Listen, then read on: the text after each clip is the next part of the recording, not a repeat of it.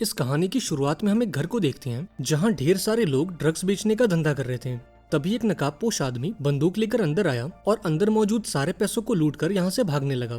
लेकिन घर से निकलते ही पुलिस ने उसे चारों तरफ से घेर लिया और उसे गिरफ्तार करके जेल में डाल दिया। अब जांच के दौरान ये पता चला कि इस आदमी का नाम सैवेज है, जो कभी स्पेशल फोर्सेस का एक फौजी हुआ करता था। उसने अपने देश के खातिर इराक और अफगानिस्तान में कई लड़ाइयाँ लड़ी और इसके लिए सरकार ने उसे ढेर सारे मेडल्स भी दिए। अब जब पुलिस कमिश्नर को इन बातों का पता चला तो उसने सैवेज को अपने ऑफिस बुलाया और उससे ऐसा करने की वजह पूछी। इस पर सैवेज ने जवाब दिया कि जब तक देश को हमारी जरूरत होती है तब तक तो हमारा पूरा ख्याल रखा जाता है, पर जैसे ही हम रिटायर होते हैं सरकार हमें मरने के लिए छोड़ देती है। दरअसल सैवेज की एक बेटी भी है जो कि लंग कैंसर से पीड़ित है और सैवेज के पास इतने पैसे भी नहीं है कि वो उसकी दवाइयाँ खरीद सके। अब ये सब सुनकर कमिश्नर के दिमाग में एक ख्याल आया और उसने सैवेज को एक मिशन पर भेजने का फैसला किया। दरअसल उसे खबर मिली थी कि लूकस नाम का एक आदमी जो कि शहर में मौजूद एक जेल का वार्डन है, वो जेल के अंदर कई गैर कानूनी कामों को अंजाम देता है। लूकस अपनी जेल में एक इलीगल फाइट करवाता है और उसका लाइव टेलीकास्ट करके पैसे कमाता है। इसके साथ ही वो जेल के कैदियों से ड्रग्स का धंधा भी करवाता है। लेकिन इन सब के बावजूद भी पुलिस उसे गिरफ्तार नहीं कर सकती क्योंकि उनके पास लूकस के खिलाफ कोई सबूत नहीं है। इसलिए कमिश्नर चाहता था कि सैवेज उस जेल के अंदर जाए और लूकस के खिलाफ सबूत इकट्ठा करके उस तक पहुंचाए। अब पहले तो सैवेज ने इस मिशन के लिए इनकार कर दिया, पर जब कमिश्नर ने उससे वादा किया कि सरकार उसकी बेटी के इलाज का खर्चा उठाएगी तो वो ये काम करने के लिए राजी हो गया। अब अगले दिन सैवेज को उस जेल में भेजा गया जहां किलियन नाम के एक गार्ड ने सभी कैदियों का वेलकम किया और उन्हें जेल के रूल्स बताए। इसके बाद जेल के डॉक्टर ने सैवेज की गर्दन में एक चिप डाल दी जो असल में एक जीपीएस ट्रैकर था। इसके बाद जब सैवेज अपने कमरे में पहुंचा तो उसे बिस्तर के नीचे कमिश्नर का भेजा हुआ फोन मिला, जिससे वो सबूतों को इकट्ठा कर सके और लूकस का भांडा फोड़ सके। अब उस शाम जब सैवेज मेस में खाना खाने गया तो जेम्स नाम का एक दूसरा कैदी उससे बेवजह पंगे लेने लगा, लेकिन सैवेज ने इस पर कोई रिएक्शन नहीं दिया और जेम्स को इग्नोर करके वहां से चला गया। इसके बाद वो जेल के बैकयार्ड में पहुंचा जहां उसकी मुलाकात टोनी नाम के एक दूसरे कैदी से हुई। यहाँ टोनी ने सैवेज को अपनी गैंग में शामिल होने का ऑफर दिया, पर सैवेज ने इसके लिए साफ इनकार कर दिया और चुपचाप वहां से चला गया। अब उस रात जेम्स और उसके साथियों ने सैवेज पर हमला कर दिया और उसके पूरे सेल में खलबली मचा दी। तभी बोन्स नाम का एक दूसरा कैदी सैवेज की सेल में पहुंचा और इन दोनों से लड़ने में उसकी मदद की, पर तभी यहाँ पर गार्ड्स भी आ पहुंचे और इन सभी को पकड़कर एक अंधेरे कमरे में बंद कर दिया गया। इसके बाद वार्डन ने जेम्स को अपने ऑफिस बुलाया और इस मारपीट के बदले उसकी अच्छे से खातिरदारी करी। अब थोड़ी देर बाद सैवेज भी वार्डन के ऑफिस पहुंचा, लेकिन वार्डन ने उसे मारने पीटने के बजाय उसे जेल में होने वाले फाइटिंग कंपटीशन के बारे में बताया। दरअसल वार्डन ये जानता था कि सैवेज स्पेशल फोर्सेस का एक फौजी है और उसकी फाइटिंग स्किल काफी अच्छी है, इसलिए वो चाहता था कि सैवेज भी जेल के फाइटिंग कंपटीशन में पार्टिसिपेट करे। उसने सैवेज को ऑफर दिया कि अगर वो इन फाइट्स में पार्टिसिपेट करेगा और जेल के सबसे बेहतरीन फाइटर को हरा देगा तो बदले में उसे यहाँ से रिहा कर दिया जाएगा। अब सैवेज को भी ये ऑफर पसंद आया क्योंकि उसे वार्डन के खिलाफ सबूत इकट्ठा करने का इससे अच्छा मौका नहीं मिलेगा, इसलिए उसने इस ऑफर को एक्सेप्ट कर लिया। जिसके बाद वार्डन ने उसे एक फाइटिंग सूट दिया और एक लेडी ऑफिसर सैवेज को लेकर उसके नए कमरे तक आई। इस कमरे में बोन्स पहले से मौजूद था और बहुत जल्द इन दोनों में काफी अच्छी दोस्ती भी हो गई। अब थोड़ी देर बाद सैवेज जेल की टॉयलेट में गया और कमिश्नर को मैसेज करके इस इल्लीगल फाइट की जानकारी दी। वहीं दूसरी ओर बोन्स ने उसे बताया कि टोनी इस जेल का चैंपियन है और आज तक उसने एक भी फाइट नहीं हारी। अब उस शाम सैवेज ने अपना फाइटिंग सूट पहना और बोन्स के साथ फाइटिंग रिंग में पहुंचा। इस फाइटिंग रिंग को दी डंजन के नाम से जाना जाता और यहाँ होने वाली फाइट्स का सिर्फ एक ही रूल था कि इन फाइट्स में कोई रूल्स नहीं थे। साथ ही वार्डन इन फाइट्स का लाइव टेलीकास्ट करता, जिसके जरिए जेल के बाहर बैठे लोग भी इस पर सट्टा खेल पाते। अब ये सब देखकर सैवेज ने वो फोन निकाला और सबूत के तौर पर एक वीडियो बनाने लगा। अब थोड़ी देर बाद टोनी फाइटिंग रिंग में पहुंचा जहां उसका मुकाबला एक नहीं बल्कि दो कैदियों से था, लेकिन इसके बावजूद भी टोनी को इस फाइट में कोई तकलीफ नहीं हुई और उसने बड़ी आसानी से इन दोनों को चित कर दिया। अब अगली फाइट थी सैवेज की और उसका अपोनेंट था वैम्पीरियो नाम का एक दूसरा कैदी।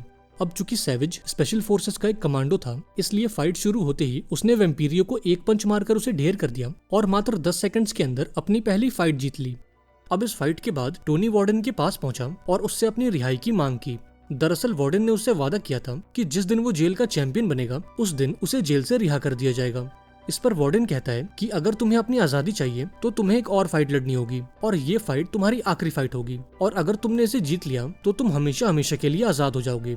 अब टोनी के पास कोई और चारा नहीं था, इसलिए उसने वार्डन की बात मान ली, लेकिन जाते जाते उसने वार्डन को धमकी दी कि अगर वो अपने वादे से मुकर गया तो वो अपनी गैंग से कहकर पूरे जेल में हंगामा कर देगा। अब अगले दिन एक वकील सैवेज से मिलने पहुंची जिसका नाम जेनेट था। ये एक सरकारी वकील थी जो सैवेज का केस लड़कर उसे यहाँ से आजाद करवाना चाहती थी। अब चूंकि सैविज जेल के अंदर एक मिशन पर था, इसलिए उसने जेनेट की मदद लेने से इनकार कर दिया। लेकिन इसके बावजूद भी जेनेट ने उसे अपना कार्ड दे दिया ताकि अगर सैविज का मन बदल जाए तो वो उसे कांटेक्ट कर सके। इसके बाद वो सीधा जिम में पहुंचा और बोन्स के साथ मिलकर अपनी अगली फाइट की तैयारी करने लगा, क्योंकि उसका अगला अपोनेंट एक बहुत ही खतरनाक और फुर्तीला फाइटर था।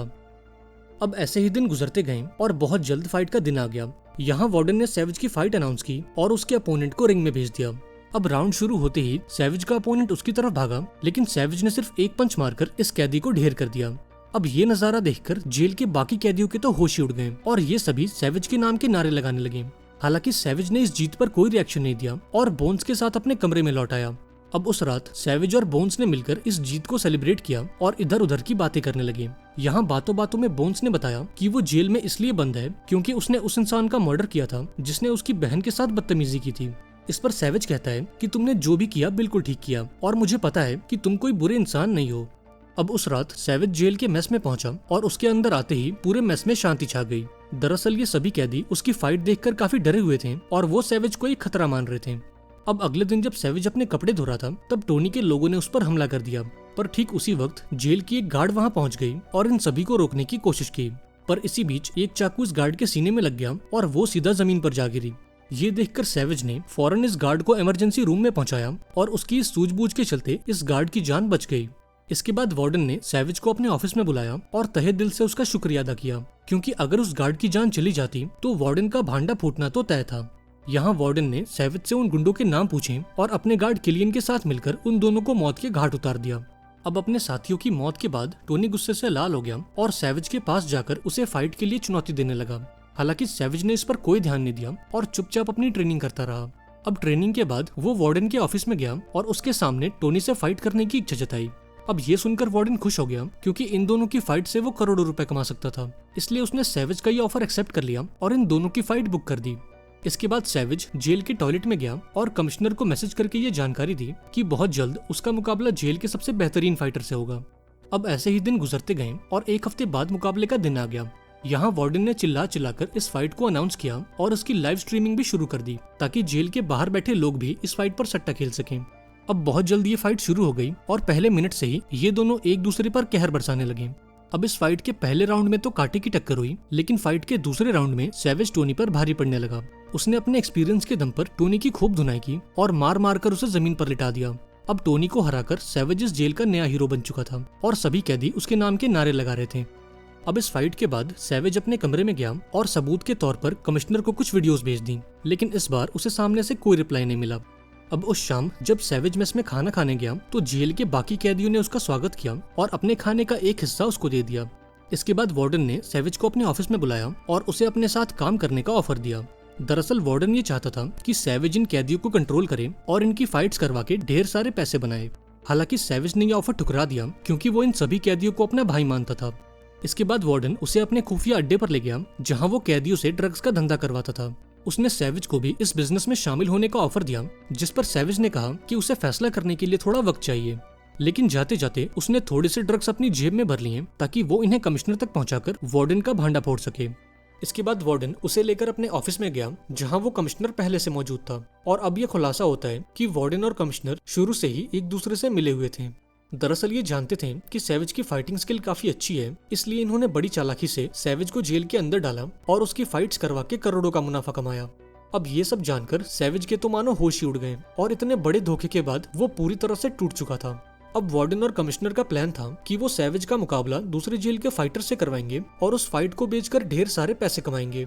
यहाँ उन्होंने सैविज को अपने साथ जुड़ने का ऑफर दिया, लेकिन जब सैविज इसके लिए नहीं माना तो उन्होंने बोन्स को बुलाकर उसे खूब टॉर्चर किया। अब सैविज के पास कोई और चारा नहीं था और अपने दोस्त की जान बचाने के लिए वो ये फाइट करने के लिए तैयार हो गया। इसके बाद वो बोन्स को लेकर कमरे में पहुंचा और यहाँ इन दोनों ने कसम खाई कि वो वार्डन और कमिश्नर का भांडा फोड़ कर रहेंगे। इसके बाद सैविज ने उस वकील जेनेट को फोन किया जिससे वो कुछ दिनों पहले मिला था। यहाँ उसने जेनेट को पूरी बात बताई और वार्डन के खिलाफ इकट्ठा किए सारे सबूतों को एक मेमोरी कार्ड में डालकर उसे दे दिया।